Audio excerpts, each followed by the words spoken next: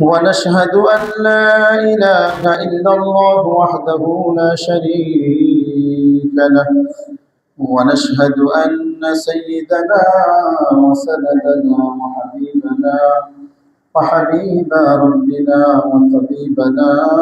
وطبيب قلوبنا ومولانا محمدا عبده ورسوله أرسله بالحق بشيرا ونذيرا وداعيا إلى الله بإذنه وسراجا وقمرا منيرا أما بعد فأعوذ بالله من الشيطان الرجيم بسم الله الرحمن الرحيم يا أيها الذين آمنوا اتقوا الله وابتغوا إليه الوسيلة وجاهدوا في سبيله لعلكم تفلحون وعن أبي ذر رضي الله عنه قال لي رسول الله صلى الله عليه وسلم اتق الله حيثما كنت وأتبع السيئة الحسنة وخالق الناس بخلق حسن وقال تعالى إن الله وملائكته يصلون على النبي يا أيها الذين آمنوا صلوا عليه وسلموا تسليما اللهم صل على محمد وعلى آل محمد كما صليت على إبراهيم وعلى آل إبراهيم إنك حميد مجيد اللهم بارك على محمد وعلى آل محمد كما باركت على إبراهيم وعلى آل إبراهيم إنك حميد مجيد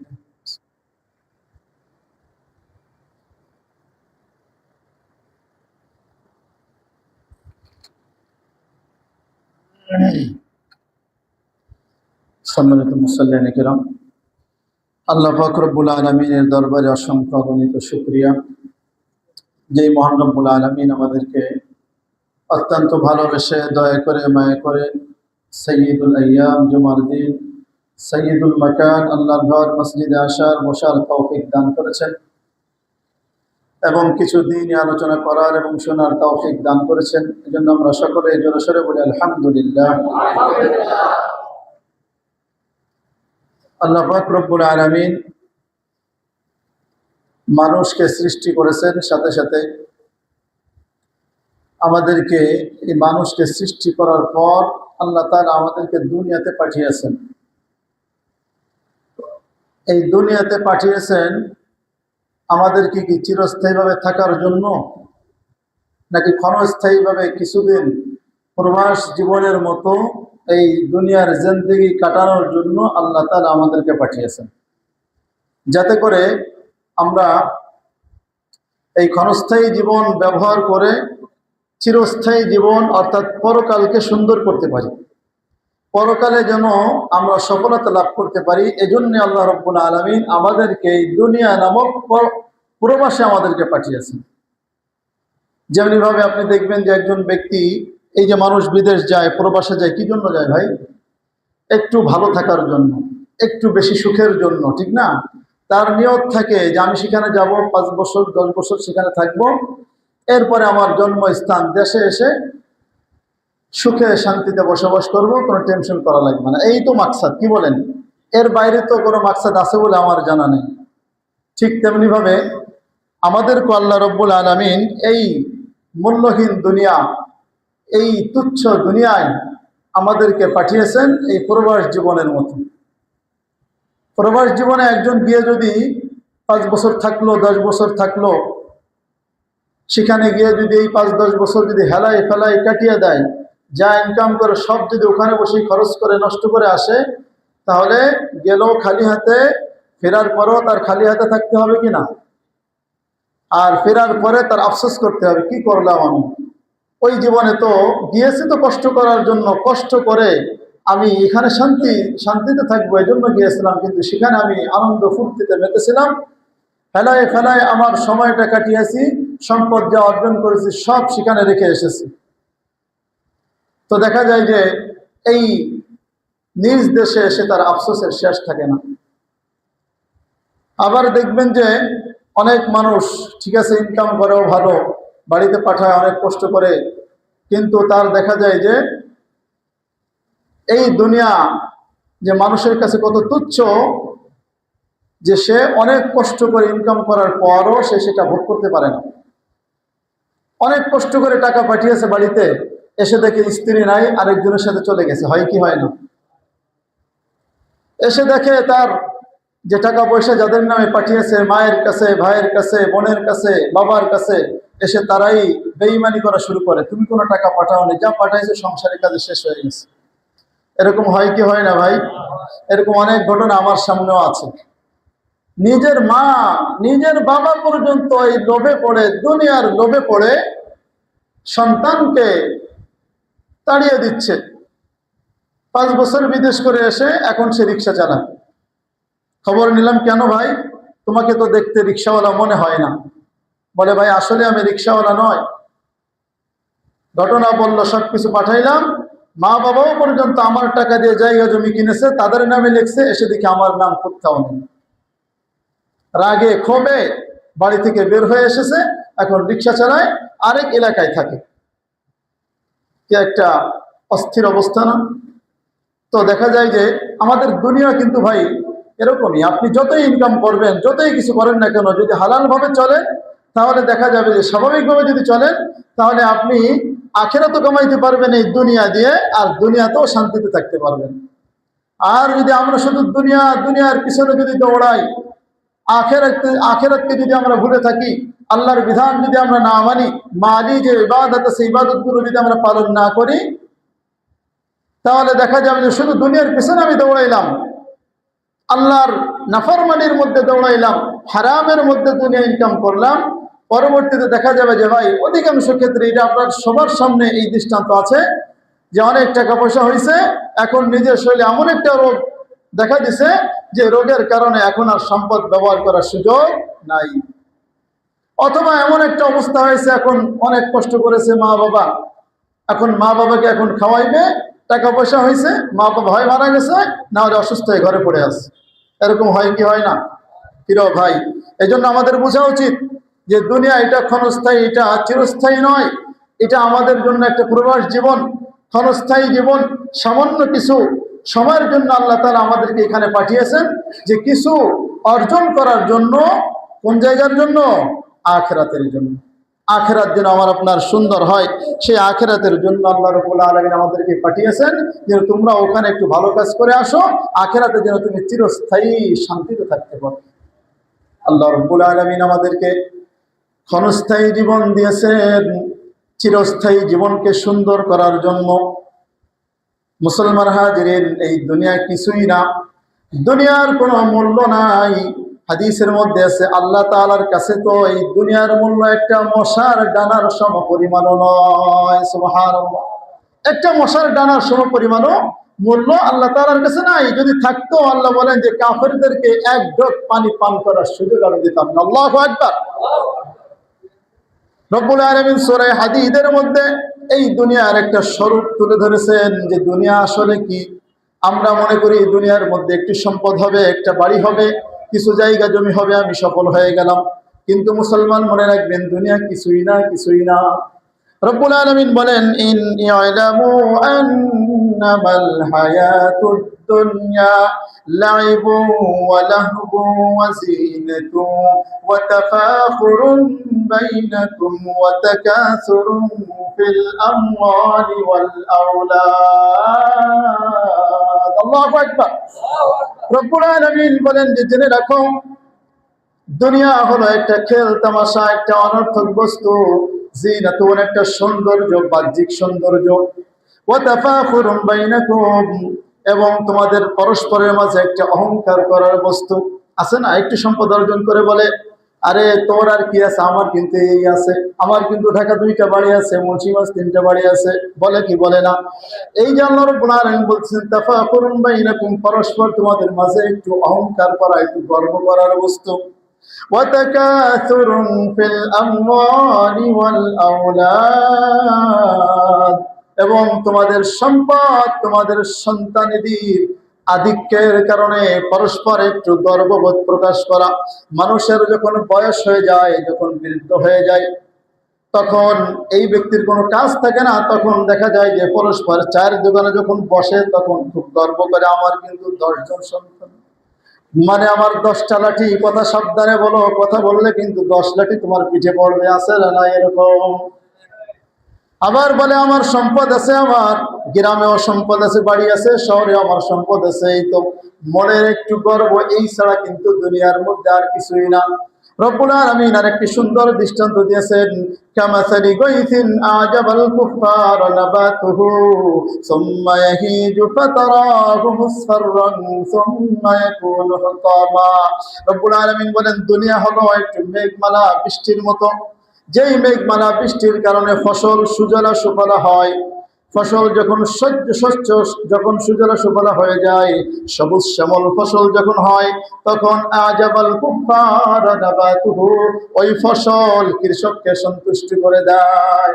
এখানে কুফার এর শব্দের অর্থ হলো কাফের, কিন্তু এখানে কাফেরের আরেকটি অর্থ হলো কৃষক।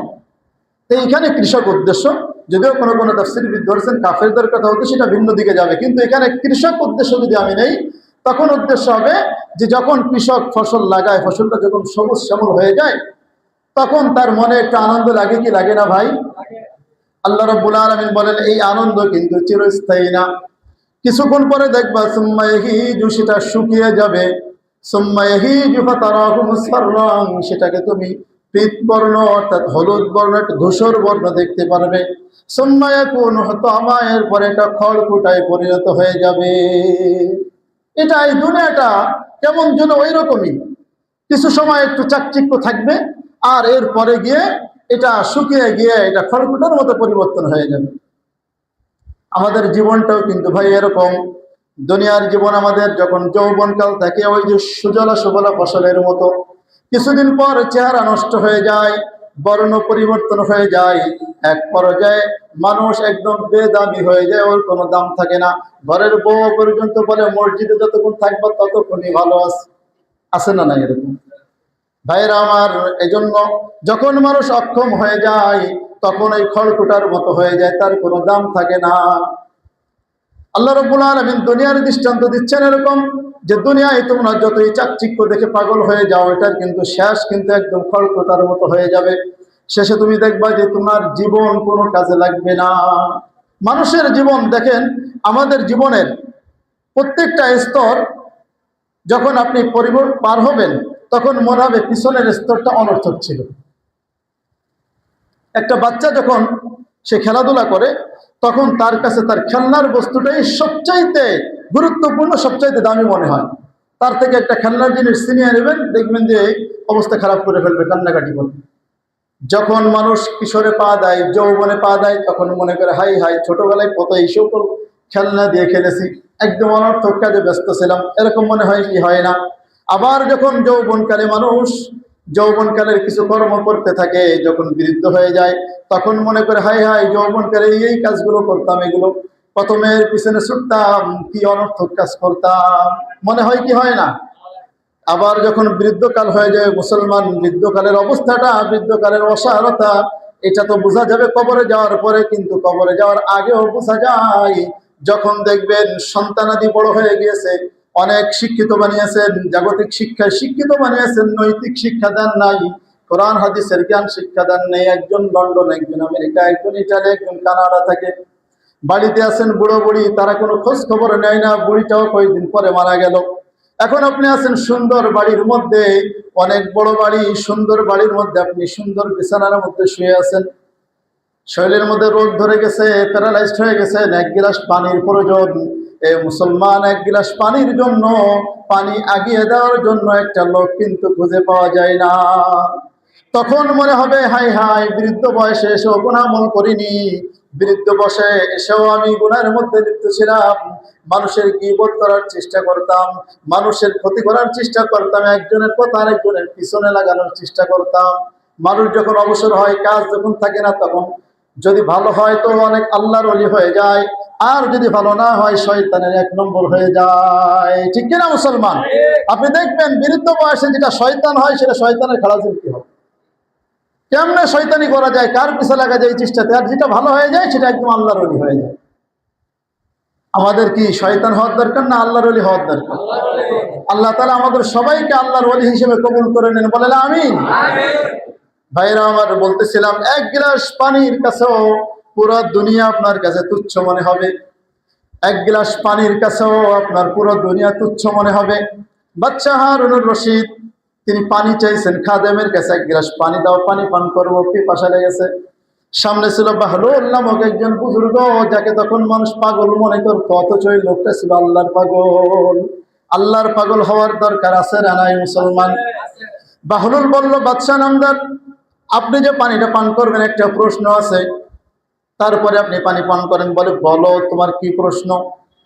বলতেছে, আপনি যে পানিটা পান করবেন, মনে করেন আপনার তীব্র পিপাসা লেগে গেছে, এখন আপনি 1 গ্লাস পানির জন্য কি পরিমাণ সম্পদ ব্যয় করার জন্য প্রস্তুত থাকবেন?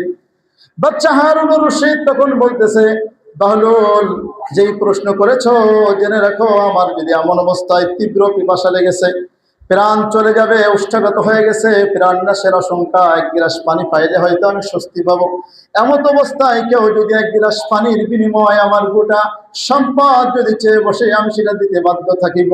আল্লাহু আকবার। এবার বলে, বাচ্চা আপনি পানিটা পান করেন। পানিটা যখন পান করলো, এরপরে বলছে আরেকটা প্রশ্ন। বলে, তুমি প্রশ্ন করো। বাহলুল বলে, এখন আপনার শরীরে যে পানিটা ঢুকলো, এই পানিটা যদি আটকে যায় আপনার শরীরের মধ্যে গিয়ে, অর্থাৎ পেশাব যদি বন্ধ হয়ে যায়, এই 1 গ্লাস পানি বের করার জন্য আপনি কি পরিমাণ সম্পদ ব্যয় করবেন? বাচ্চা বলেন যে, দেখো, এই যন্ত্রণা থেকে বের হওয়ার জন্য, এই কঠিন যন্ত্রণা থেকে বাঁচার জন্য আমার কাছে কেউ যদি আমার রাজত্ব চেয়ে বসে, আমার বাচ্চাই যদি চেয়ে বসে, আমার সকল বাচ্চাই, সকল ক্ষমতা, সকল সম্পদ আমি দিয়ে দিব, তবু আমি চাইবো যেন আমার এই পানিটা বের হয়ে যায়। আল্লাহু আকবার। এবার দেখেন বাহলুল বলে যে, বাচ্চা দেখেন, আপনার এই যে কত প্রভাব প্রতিপত্তি, আপনার বাচ্চাই, আপনার সম্পদ, আপনার ক্ষমতা, যেগুলোকে আমরা এই সফলতার মানদণ্ড মনে করি মুসলমান। বাহলুল বলতেছেন যে, আপনার 1 গ্লাস পানি পান করা এবং 1 গ্লাস পানি বের করার পিছনে আপনার গোটা সম্পত্তি, গোটা প্রভাবপত্তি, সব কিছুই তুচ্ছ বলে গণ্য হয়ে গেল। তাহলে এই ধোকার বস্তু, এই তুচ্ছ বস্তু দিয়ে আমরা এই তুচ্ছ বস্তুর পিছনে আমরা দৌড়াইতেছি, টের পাইতেছি না যে আসলে আমাদের করণীয় কি ছিল আর আমরা করতেছি। রব্বুল আলামিন বলতেছেন যে, বান্দা, যে দুনিয়ার মধ্যে, চাকচিক্যের মধ্যে তুমি থাকতেছো, জেনে রাখো, যাই কিছু করো না কেন, আল্লাহ রব্বুল আলামিন বলেন, ওয়া ফিল আখিরাতি আযাবুন শাদীদ ওয়া মাগফিরাতুম মিনাল্লাহি ওয়া রিদওয়ান। তুমি যা কিছু করো না কেন, কিন্তু জেনে রাখো, আল্লাহ রাব্বুল আলামিন বলতেছেন, আখিরাতে কিন্তু আল্লাহর পক্ষ থেকে কঠিন শাস্তি রয়েছে, আবার আল্লাহর পক্ষ থেকে ক্ষমা এবং সন্তুষ্টি রয়েছে। এখন তুমি কোনটা গ্রহণ করবা, এটা তোমার কর্মের মাধ্যমে তুমি বুঝতে পারবা। আল্লাহ তাআলা বলে দিচ্ছেন যে শাস্তিও আছে, আবার আমার পক্ষ থেকে ক্ষমা এবং সন্তুষ্টিও আছে। রব্বুল আলামিন আয়াতের শেষে বলতেছেন, ওয়া মাল হায়াতুদ দুনিয়া ইল্লা মাতাউল গুরুর। এই জেনে রাখো যে দুনিয়ার এই জীবন, এই দুনিয়ার ক্ষণস্থায়ী জিন্দেগি, এটা মাত্র ধোঁকার বস্তু ছাড়া আর কিছুই নয়। আল্লাহ বলতেছেন যে দুনিয়া কিছুই না, দুনিয়া, ওয়া মাল হায়াতুদ দুনিয়া, দুনিয়া কিছুই না, ইল্লা মাতাউল গুরুর, এটা হলো একটা ধোঁকার বস্তু, ধোঁকার বস্তু। আপনি দৌড়াবেন, দেখবেন যে লাস্টে কিছুই নেই, শুধু দৌড়াতে থাকবেন। এই জন্য মুসলমান হাজিরিন, দুনিয়ার জন্য পাগল পারা হওয়া যাবে না, স্বাভাবিক গতিতে চলবেন। রিজিকের মালিক কে? আল্লাহ। আদ-দুনিয়া বাকদরে মুকদ্দার ওয়াল আখিরা বাকদরে মাশাক্কাত। দুনিয়া আসে তাকদীর অনুযায়ী, আখিরাত আসে চেষ্টা এবং মেহনত অনুযায়ী। আমার সাথে বলেন, দুনিয়া আসে তাকদীর অনুযায়ী, আখিরাত আসে চেষ্টা এবং মেহনত অনুযায়ী। ভাইরা আমার, আল্লাহ তাআলা যে বললেন দুনিয়া তো ধোঁকার বস্তু, দুনিয়া ধোঁকার বস্তু, তাহলে আমরা কোন দিকে যাইব? আল্লাহ তাআলা বলে দিচ্ছেন, সাবিকু ইলা মাগফিরাতিন মির রাব্বিকুম ওয়া জান্নাতিন আরদুহা কাআরদিস সামাই ওয়াল আরদ। আল্লাহু আকবার। রব্বুল আলামিন বলতেছেন যে তোমরা আল্লাহর মাগফিরাতের দিকে দৌড়াও, যেই কাজ করলে আল্লাহর ক্ষমা পাওয়া যাবে সেই দিকে তোমরা অগ্রগামী হও, প্রতিযোগিতা করো। আমাদের অবস্থা উল্টা হয়ে গেছে, আমরা দুনিয়ার পিছনে প্রতিযোগিতা করি। ওই একটা বাড়ি করেছে, আমার একটা করতেই হবে, না করলে হবে না। চিন্তা করে দেখবেন, মুসলমান মানুষ যত সম্পদ অর্জন করার পিছনে দৌড়াইতেছে, একজন মানুষের জিন্দেগিতে তার পরিবার সহ চালানোর জন্য এত সম্পদ দরকার হয় নাকি? হয় না। কেন করতে? শুধু মনের চাহিদা, মনের ভালো লাগে, এছাড়া আর কিছুই না। ওই যে আল্লাহ বলছেন যে শুধু মনের তাফাখুরুন বাইনাকুম, মনের একটু অহংকার প্রকাশ করা, একটু ভালো লাগা, তাছাড়া আর কিছুই না। ওয়া জান্নাতিন আরদুহা কাআরদিস সামাই ওয়াল আরদ, এবং তোমরা ওই জান্নাতের দিকে দৌড়াও, ওই জান্নাতের দিকে দৌড়াও যেই জান্নাতের প্রশস্ততা, যেই জান্নাতের প্রস্থ আসমান জমিনের মাঝে যে প্রস্থ রয়েছে এর চাইতে বেশি। সুবহানাল্লাহ। অন্যান্য বিভিন্ন হাদিসের মধ্যে বোঝা যায় যে একজন মানুষ শুধু এই দুনিয়ার প্রশ্ন এর চাইতে আরো বড় জান্নাত পাইবে। সুবহানাল্লাহ। 10 দুনিয়ার সমান এই ব্যক্তি জান্নাত পাবে, সবচেয়ে নিম্নমানের জান্নাত। জান্নাতের মধ্যে কিন্তু ভাই স্তর স্তর হবে। আপনার আমল যে স্তরে, আপনি সেই স্তরের জান্নাতে যাবেন যদি জান্নাতি হন। আর একদম কোনো ব্যক্তি জাহান্নামে পড়তে পড়তে সর্বশেষ যে ব্যক্তি ঈমান থাকার কারণে জান্নাতে যাবে, তার জন্য হবে এরকম 10 দুনিয়ার সমান। সুবহানাল্লাহ। আর একটু আসতে বলেন। ভাইরা আমার, এই জন্য দুনিয়া নিয়ে চিন্তা করা যাবে না, বরং দুনিয়ার পিছনে দৌড়া যাবে না, দৌড়ানো যাবে না। তুমি যতই দৌড়াও দুনিয়া তুমি ততটুকুই পাইবা। আমার আল্লাহ তোমাকে যতটুকু দান করবেন। মনে আছে তো? দুনিয়া আসে তাকদীর অনুযায়ী, আখিরাত আসে চেষ্টা অনুযায়ী। দলিল নেন সূরা বনী ইসরাঈলের মধ্যে রব্বুল আলামিন 18 এবং 19 নং আয়াতে বলতেছেন, মান কানা ইউরিদুল আজিলাতা আজ্জালনা লাহু ফিহা মা নাশাউ লিমান নুরিদ। আল্লাহু আকবার। রব্বুল আলামিন বলতেছেন যে এই ব্যক্তি শুধু দুনিয়া চায়, আমরা দোয়া করলে অনেক সময় বলি আল্লাহ তুমি একটা বাড়ি করে দাও, একটা সম্পদ দাও, এই করে দাও, সেই দাও, আখিরাতের কোনো খোঁজ খবর নেই না। এরকম হয় কি হয় না? আমাদের দোয়া করলেই শুধু দুনিয়ার দোয়া। হুজুর দোয়া করেন ব্যবসাটা যেন ভালো চলে, একবার কেউ দোয়া চায় না যে হুজুর আমি যেন মুত্তাকি হয়ে যেতে পারি, একটু দোয়া করেন। এরকম দোয়া চাওয়ার লোক খুবই কম, হাজারে তো একটা পাওয়া যেতে পারে। হুজুর দোয়া করেন যেন আল্লাহ তাআলা গুনাহ থেকে হেফাজত করে, হুজুর দোয়া করেন যেন একটু মুত্তাকি হতে পারে। এরকম দোয়া চার লোক বর্তমানে পাওয়াই যায় না। অথচ এটাই দরকার ছিল। মানুষ মারা গেলে মানুষ কান্নাকাটি করে, হাই হাই, স্বামী মারা গেছে, স্ত্রী কান্না করে আমি এখন কাকে নিয়ে চলবো, আমার সন্তানাদি কি খাবে। কিন্তু কেউ একটু চিন্তা করে না যেই লোকটা মারা গেল এই ব্যক্তির আখিরাতে কি হবে, এই ব্যক্তির কবর আযাব বন্ধ হবে কি হবে না, এই ব্যক্তির আল্লাহর কাঠ গড়ায় দাঁড়াতে হবে কিনা, এই ব্যাপারে কেউ চিন্তা করে না। অথচ আসল চিন্তা করার দরকার ছিল এটাই যে আমার ভাই মারা গেল, তার জন্য কি করার দরকার, আখিরাতে যেন শান্তিতে থাকতে পারে, কবরে যেন সে প্রশ্ন উত্তরে যেন ধরা না খায়, এরকম চিন্তা করে কান্না করার দরকার ছিল। কিন্তু আমরা এটা করি না, আমরা শুধু নিজের স্বার্থের জন্য শুধু কান্নাকাটি করি। ভাইরা আমার, আল্লাহ বলতেছেন যে যেই ব্যক্তি দুনিয়া চায় আমি তাকে দুনিয়া দান করি। আজ্জালনা লাহু ফিহা মা নাশাউ লিমান নুরিদ। তবে দুইটা মূলনীতির ভিত্তিতে। 1 নম্বর হলো তুমি যতই যেখানে যারা আছে সবাই যদি দুনিয়া চায়, সবাই যদি একরকম যদি চায়, আল্লাহ তুমি আমাকে 10 লক্ষ টাকা দাও, সবাই যদি সমানভাবে চায়, আল্লাহ বোঝাতে চান যে বান্দা সবাই চাইলে কিন্তু সবাইকে আমি দিব না, বরং আমি যাকে সমীচীন মনে করবো তাকেই দিব। আবার মানুষ অনেক কিছু চায়, একজন মানুষ একাধিক দুনিয়া চাইতেছে, অনেক বস্তু চাইতেছে, কিন্তু আল্লাহ তাআলা সব কিছু দিবেন না, খবর থাকে না। তাহলে কেন এই পবিত্র মাহফিল, পবিত্র জায়গা আমি অপবিত্র করতেছি? অতএব মুসলমান ভাইরা আমার, মাহফিল তো আপনারাই দিবেন, আমরাই তো দিই নাকি? এই জন্য এগুলো লক্ষ্য রাখতে হবে যে আমাদের পবিত্র জায়গা যেন কোনো ফাসেক ফুজ্জারের মাধ্যমে অপবিত্র না হয়। তোমার ভোটের দরকার আলাদা সেমিনার করো, কোনো অসুবিধা নাই। তোমার যদি দাওয়াত দিলাম তোমাকে দিনী ভাই হিসেবে আসবা, কোনো অসুবিধা নাই। তোমার জায়গা ওই যে সাধারণ মানুষ যেখানে বসে সেখানেই বসবা।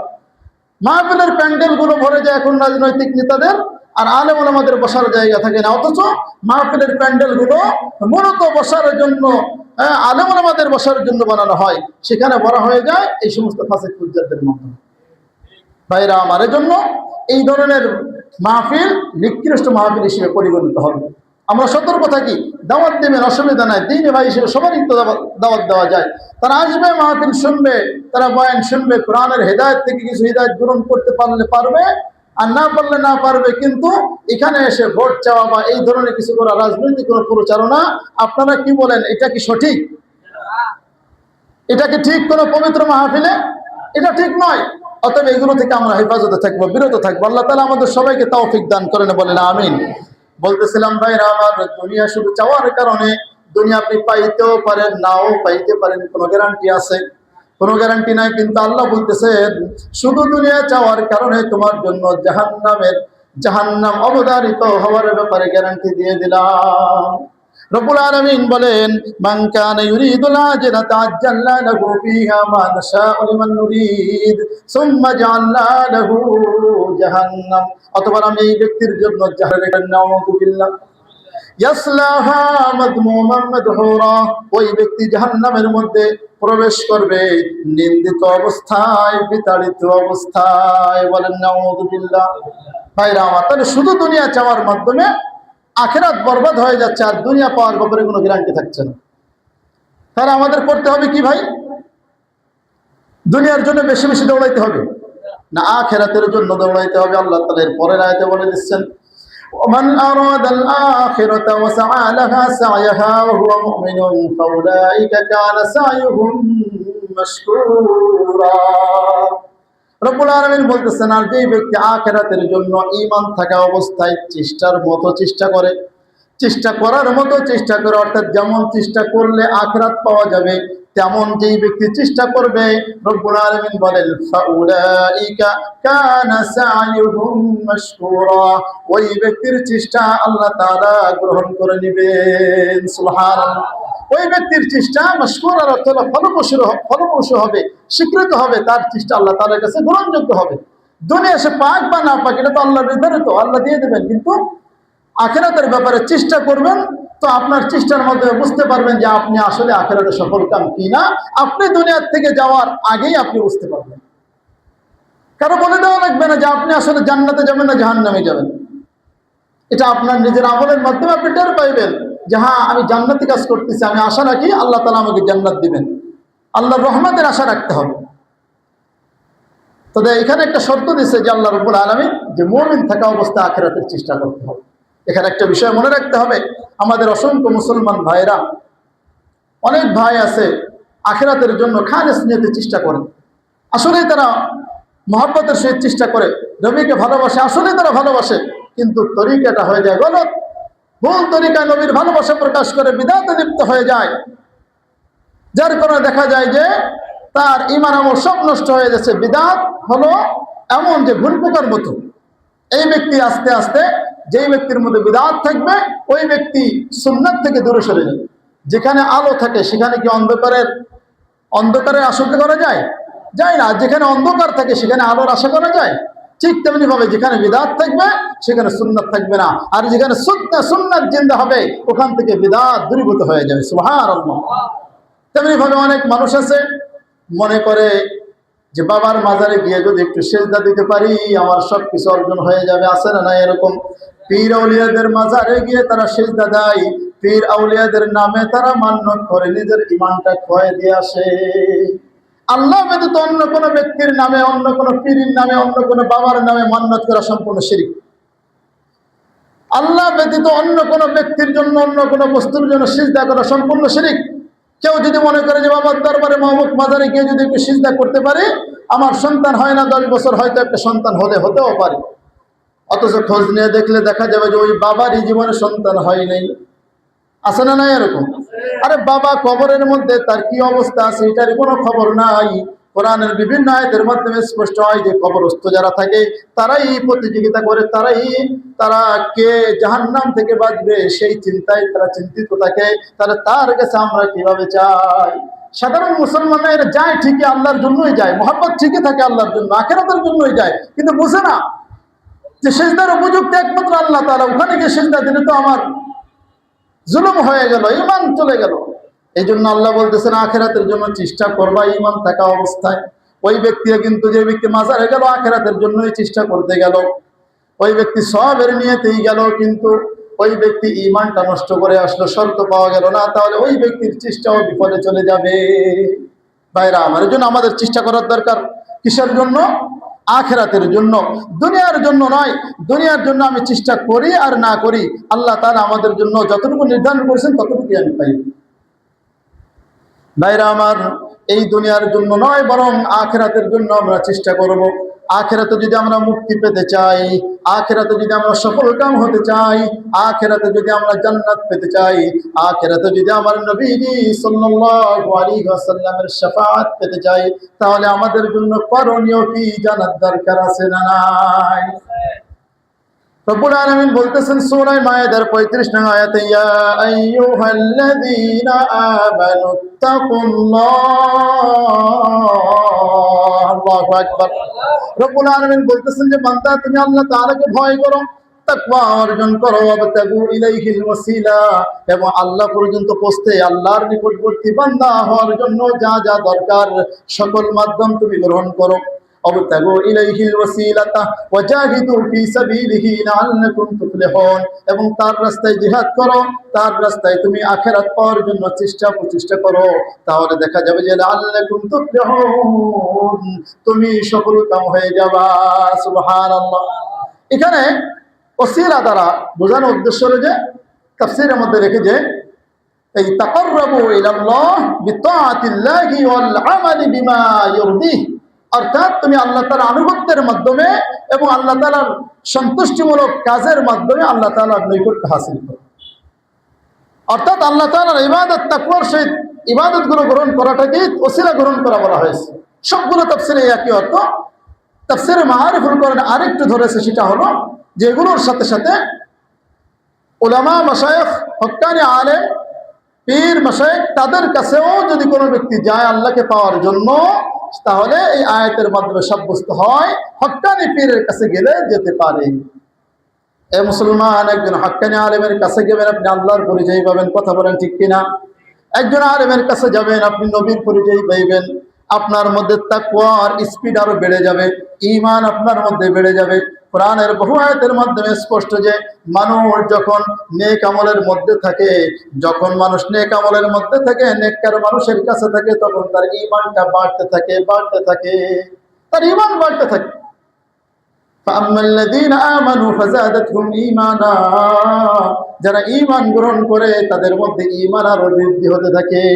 কারণ ঈমান আনার পরে নেক আমল করতে হয়, নেক আমল না করলে ঈমান টিকে না। অতএব নেক আমল যত করবে মানুষ, ততই তার ঈমান বাড়তে থাকে। আর মানুষ যখন এই দ্বীনি পরিবেশ থেকে যত দূরে চলে যাবে, ওই ব্যক্তির ঈমান তত কমতে থাকে। এক সময় এই ঈমানের বাতি বন্ধ হয়ে যায়, তার কলব একদম মৃত হয়ে যায়। ফলে দেখা যায় যে ওই ব্যক্তি মৃত্যুর আগে বেঈমান হয়ে মারা যায়। দুনিয়ার কেউ টের পায় না।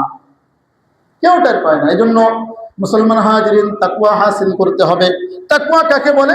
তাকওয়ার শাব্দিক অর্থ হলো আল বিকায়াতু ওয়াল হিফযু আনিশ শাইইদ দার, যে সব ধরনের ক্ষতিকারক জিনিস থেকে নিজেকে বাঁচানো, এটাকে বলে তাকওয়া। আর পরিভাষায় তাকওয়া হলো তাফসীরে জালালাইনের মধ্যে যেটা বলা হয়েছে যে ইমতিসাল আওয়ামিরিল্লাহ ওয়া ইজতিনাবু নওয়াহি, আল্লাহ রাব্বুল আলামিনের যত আদেশ রয়েছে সবগুলো পালন করা, যত নিষেধ রয়েছে সবগুলো বর্জন করা, এটার নাম হলো তাকওয়া।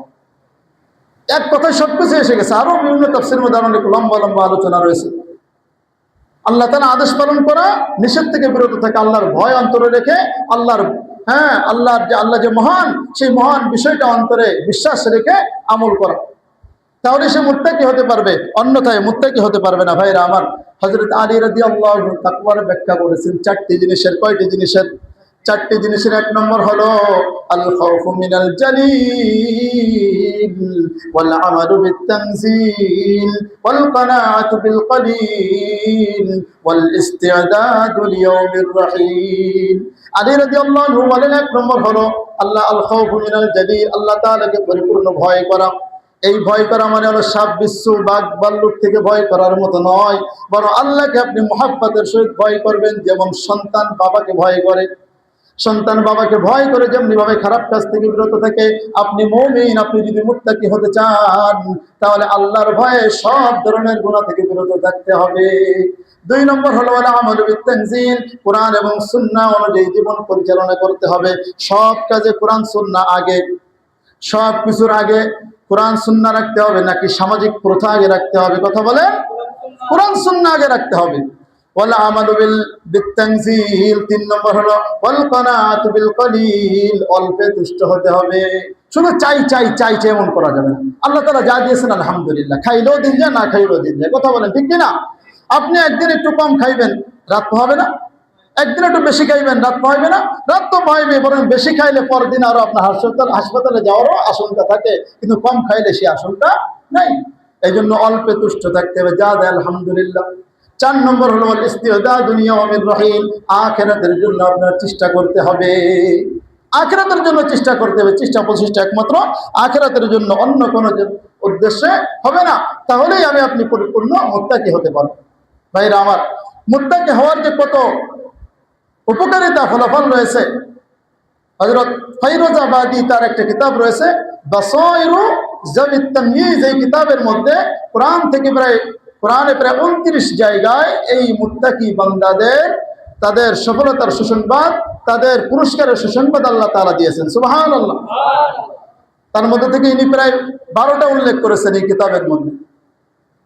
তার মধ্যে একটা হলো ওয়াত্তাকুল্লাহা ওয়া'লামু আন্নাল্লাহা মা'আল মুত্তাকিন, মুত্তাকি বান্দার সঙ্গে আল্লাহ আছেন। সুবহানাল্লাহ। এর চাইতে বড় নিয়ামত আর কি হতে পারে ভাই, যে মুত্তাকি হলে আল্লাহ আপনার সঙ্গে থাকবেন। আর আল্লাহ তো সবকিছুই জানেন, সব জায়গায় আছেন, কিন্তু অর্থাৎ মানুষ গুনাহ করুক আর ভালো করুক সবকিছু আল্লাহ তাআলা দেখেন কিনা?